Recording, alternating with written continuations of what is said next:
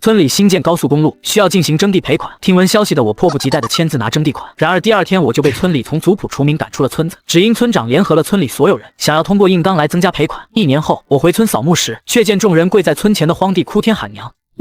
通知国家修高速要占咱们村的地，每户补偿130万，重复一遍130万。村头那个比我太奶岁数还大的铁皮喇叭突然响了起来。此时我正坐在院子里看书，听到这数字，手一抖，书直接砸在了脚背上。130万！我操，这130万要是到手，老子还看什么破经济学？直接躺平当咸鱼不香吗？这破村子我是1秒都不想多待了。于是我立马弹射起步，拍了拍裤子就要往村委会狂奔。刚打开门，一张满脸褶子的老脸就对在我面前，我被吓得后退几步，回过神来，只见隔壁张翠兰这老巫婆正用看杀父仇人的眼神死死盯着我。江13，你个小兔崽子要去哪？去签字啊，张婶，那可是130万，好狗不挡道。这老太婆要是敢耽误我领钱，我今天就让她知道花儿为什么这样红。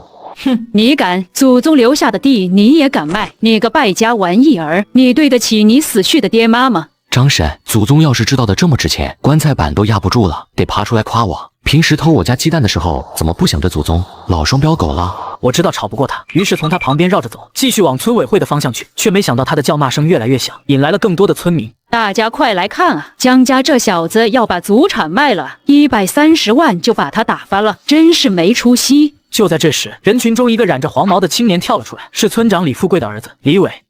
乡亲们，江13这个软骨头为了点小钱就要卖地，130万打发叫花子呢，至少得赔300万，少1分都不行。我爸早就跟上面硬刚了，只要咱们全村不签字，死耗着，到时候300万自然到手。一听到李伟说300万，周围村民们的眼睛瞬间红了，呼吸沉重。听见没？13，李伟说了，能到300万。你现在取钱就是跟全村人作对，真是个白眼狼，为了点小钱，连根都不要了。一群法盲加贪逼，国家重点项目你们也敢当钉子户？怕不是嫌局子里的饭太好吃了？我没有理会众人的谩骂，挤开人群往村委会走去。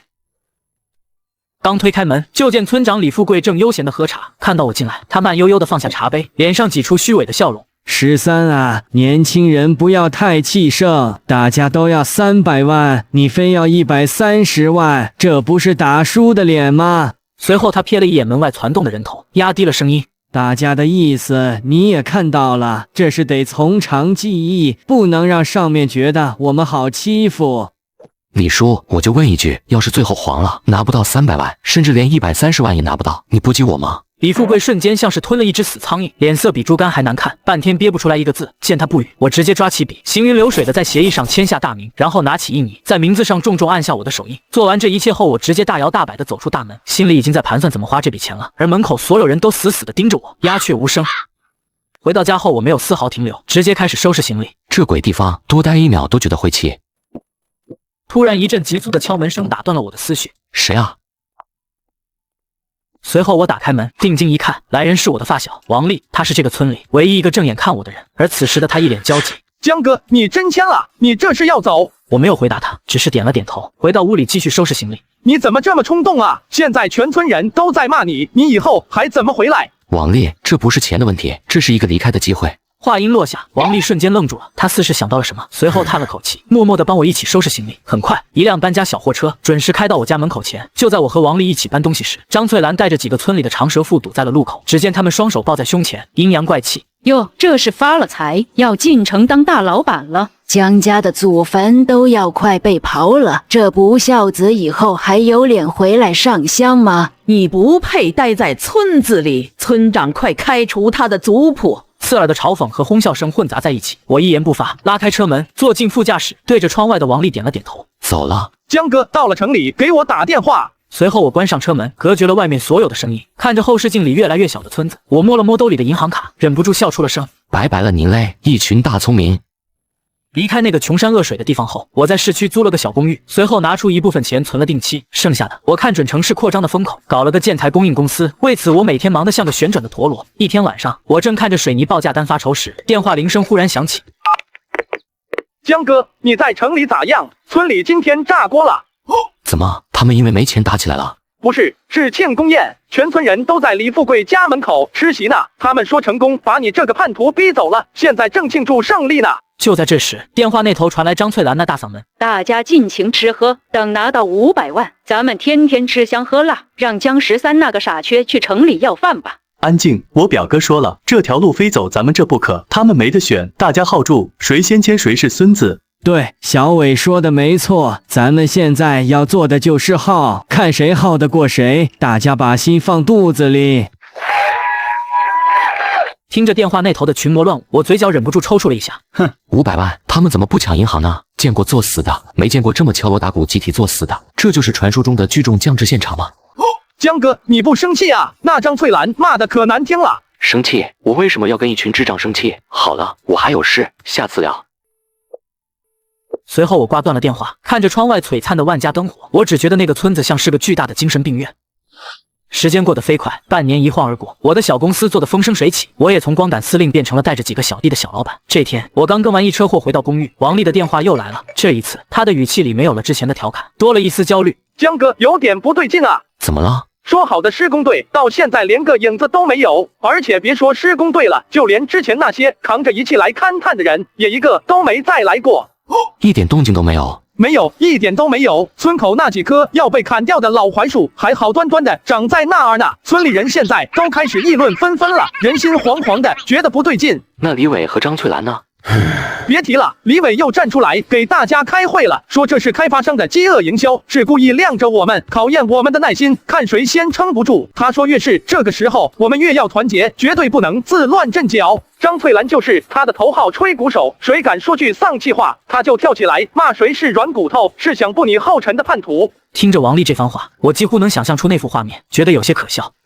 饥饿营销，修高速搞饥饿营销，李伟这脑回路是通了下水道吧？还有别的情况吗？有几户人家已经开始私下后悔了，说早知道这样，还不如跟你一起签了字。而他们托人去镇上打听消息，但什么也打听不到。对了，江哥，还有个事，你说说看。就是我上周去隔壁镇我姑妈家，听他们说，最近他们那边来了好多勘探队，天天在山里钻来钻去，不知道在搞什么。隔壁镇勘探队，王丽说的这2个词像闪电一样划过我的脑海里。不会吧？不会真的像我想的那样吧？如果是真的，那这笑话可就闹大了。我知道了，王丽那个签字的事情，我觉得你应该要尽快签了。我也想签啊，但是我爹妈被那张婶，你知道的。没事，到时候你来我这边。就这样子吧，我还有事，我就先挂了。挂断电话后，我突然想到，正好有一单货要往王丽说的隔壁镇送，于是我开着车一脚油门直奔镇上。很快到了镇政府门口，只见门口已经有很多人排起长队，我好不容易挤进去，一眼就看到大厅公告栏贴着一个红头文件。当我看清文件上面写了什么的时候，我瞬间惊讶了。关于 G78号高速公路规划路线变更公示，因原路线拆迁阻力巨大，现决定整体向东平移8公里。我看到这里，立马掏出手机，迅速定位到村子。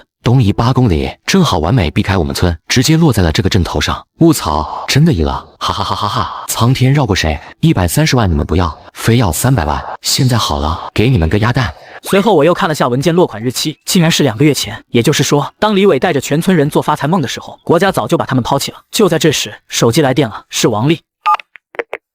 怎么了？那个李伟又在组织大家学习谈判技巧了，还搞了什么模拟演练，让张婶扮演开发商，他带着村民跟他吵。哼，演戏挺好，让他们演。王丽，你到时候就会看到乐子了。什么乐子？你到时候就知道了。随后我挂断电话，继续给客户送货去了。很快，2个月过去了，村里那群人最终还是等来了他们的审判日。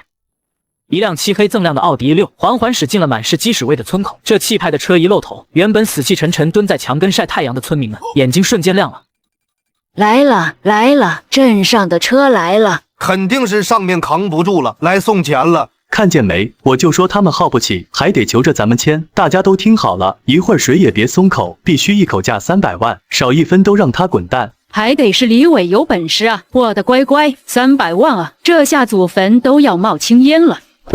只见坐在车里的干部刚下地，还没站稳，就被村民们围了个水泄不通，那架势像是要把他生吞了。领导想通了，我都说了，我们村也是讲道理的，只要钱到位，地马上给你们腾出来。合同呢？钱呢？是现金还是转账啊？我只要现金啊！而此时干部皱着眉头，看着这群贪婪的面目扭曲的村民，慢条斯理地从公文包里掏出一张红头文件。大家静一静，既然人都齐了，我就正式宣读一下上级的最新决定。闻言，所有人瞬间安静了下来，几百双眼睛死死盯着那张薄薄的纸。快念啊，快说300万啊，老子要发财了！我也是百万富翁了，哈哈哈哈！想想这笔钱该怎么花呀？雾草还真难想啊！随后，干部拿出一个喇叭，举起文件开始宣读起来。鉴于你村在征地工作中漫天要价，阻挠施工，严重影响国家重点工程进度，经上级部门慎重研究，决定取消你村的征地计划。取消啥意思？意思就是高速改道了，不从你们这儿过了，不征地了，也不拆迁了，1分钱补偿款都没有，你们留着这块地自己慢慢种吧。散会。那个干部说完散会2个字，转身就钻回了车里，直到车屁股冒出一股黑烟，这群被定身的村民才猛地回过神来。领导，别走啊！领导，130万我们签，我们马上签，别改道啊！李伟追着车子，鞋都跑掉了一只。实在不行，100万也可以商量啊！领导，你听我解释。然而根本没人鸟他，车子加速驶离了村子，喷了李伟一脸的尾气和尘土。看着那辆承载着全村发财梦的车消失在视线里，李伟瘫坐在地上，脸色苍白无比。这时，现场爆发出一声凄厉的惨叫：“我的钱啊！杀千刀的李伟呀！”只见张翠兰双眼赤红，披头散发的冲向李伟：“你赔我的300万！你个骗子！你个丧门星！”张翠兰这一嗓子瞬间将现场点燃，所有人一拥而上。打死这个王八蛋！都是他忽悠我们不签的。我家本来都要签字了，是你拦着不让，你赔我房子。别打脸，我也是为了大家好啊！哼，为了大家好，我看你是为了你那个假表哥吧？打，往死里打！一旁的李富贵本想上来拉架，结果被张翠兰一巴掌呼在脸上，假牙都打飞了。老不死的，肯定是你跟你儿子合伙坑我们的钱。而此时的我正坐在办公室里，手机里正播放着王立刚发来的视频。卧槽，张老巫婆这身手，不去参加格斗比赛可惜了。江哥，你是没看见李伟被打的亲妈都不认识了，现在正躲在派出所不敢出来呢。村里现在乱成一锅粥，天天都有人去李富贵家泼大粪。泼吧，那是他们应得的福报。我关掉视频，看着窗外正在崛起的高楼大厦，内心毫无波动。闹剧过后，这群村民发现打死李伟也变不出钱来，终于开始寻找新的救命稻草。咱们当初要是听13的就好了。就是啊，13那孩子打小我就看他行，都怪李伟那个搅屎棍。风向转得比电风扇还快，我瞬间从全村的叛徒变成了他们口中有远见的聪明人。这天，王丽又给我打来电话，语气古怪：“江哥，你猜谁来找我了？”张翠兰。对，就是他。他提着2瓶罐头和1包白糖来了我家，一把鼻涕一把泪的求我，让我把你的联系方式给他。他说他当初是一时糊涂，都是为了大家好，是李伟那个小畜生撺掇的。他求你大人有大量，看在乡里乡亲的份上，拉他们一把。听着王丽这番描述，我能想象出张翠兰那张挤出悲伤的脸，只觉得一阵生理性的恶心。你给了吗？哼，我疯了！我给他，我想起他当初骂你那股狠劲，还有他堵在你家门口那副嘴脸，我直接把他连人带东西一起赶出去了。干得好！还有呢，李伟也托人给我带话了，说想请你吃饭，跟你取经，学学怎么在城里发财。取经？我看他是想吸血吧，想把我当冤大头，想利用我的人脉帮他们填坑，做梦去吧！王丽，记住我的手机号，谁也别给。我明白，江哥。挂断电话，我只觉得神清气爽，但是我知道他们还没到最绝望的时候，他们还想指望我，等我回去，用亲情和道德绑架我。1年半后，清明节，我开着新买的车，又回到这个阔别已久的村庄，看着车窗外那片曾经让全村人疯狂的黄金宝地，现在草长得比人还高，全是荒草，而此时荒地蹲着几个村民，正在哭天喊地：“我的钱啊，我的房子，我不活了！我的100多万啊！”听着窗外的鬼哭狼嚎，我心里毫无波澜，甚至有点想笑。车子一停，那群原本眼神空洞的村民瞬间像打了鸡血，尤其是张翠兰，眼珠子都快瞪出来了。13，江13，是你吗？你可算回来了！只见他冲到我车前，伸出干瘦的双手，用力拍打着我的车窗。我看着窗外那张满是黑泥和褶子的老脸，心中没有任何情绪。随后我按下车窗升降键，只留出一条小缝。有事？没等张翠兰再说出什么话，李伟和一群村民已经快步围了上来。江哥，你可真出息了，开这么好的车回来，你现在是大老板了，可得帮帮我们啊！李伟话音刚落，旁边的村民们立刻七嘴八舌地附和起来。是啊，13，大家都是一个村的，打断骨头还连着筋呢。我们知道错了，当初是我们糊涂，被猪油蒙了心。你看这地都荒了，咱们村彻底没指望了，你得给大伙儿指条明路啊！张翠兰更是扑通一声，做事就要往地上跪，她一把鼻涕一把泪的哭嚎着。13啊，当初是婶子不对，是婶子狗嘴里吐不出象牙，婶子给你下跪了，求求你，你人脉广，帮我们跟上面说说情吧，哪怕把原来那130万给我们就行了。哼，当初你们指着我鼻子骂我卖祖求荣，骂我是全村叛徒的时候，怎么没想过我们是一家人？我的目光扫过他们一张张或尴尬或羞愧或惊慌的脸，然后我转向李伟，一字一句地问他：你不是有内部消息吗？你不是能给大家要来300万吗？你的消息呢？你的300万呢？被我这一逼问，李伟的脸瞬间涨成了猪肝色，嘴唇哆嗦着，一个字也说不出来。随后我环视众人，声音陡然提高：你们当初拼死守护的祖宗基业，现在就在这儿，他现在一文不值了。就算你们把它卖给我，1分钱我都嫌多。我的话像一把把淬了冰的刀子，精准地扎进每个人的心脏，所有人都僵住了，脸色惨白。我看着他们失魂落魄的样子，只是冷笑一声：这是你们为自己的贪婪付出的代价，与我无关。说完这句话，我不再理会众人，径直走向后山。祖坟还在老地方，只是周围长满了杂草。我很快清理掉了周围的杂草，然后摆上带来的祭品，点燃了纸钱。我看着那燃烧的纸钱，感慨道：爸妈，我来看你们了。我在城里过得很好，你们不用担心。青烟袅袅带着我的话语飘向天空，最后我磕了3个头，算是完成了此行的目的。下山后，我没有再看村口那些人一眼，直接开车去了王丽家。王丽一家人看到我，像见到亲人一样，热情地把我迎进屋。酒过3巡，我看着依旧穿着朴素的王丽，直接开口：王丽，别在村里待着了，跟我去城里干吧。我现在已经把公司打拼出来了，现在在事业上升期，我忙不过来，我想要信得过的人来帮助我。你来我公司吧，我可以给你开高薪，另外再给你5%的股份。江哥，这怎么行？股份我不能要，太多了，这是你应得的。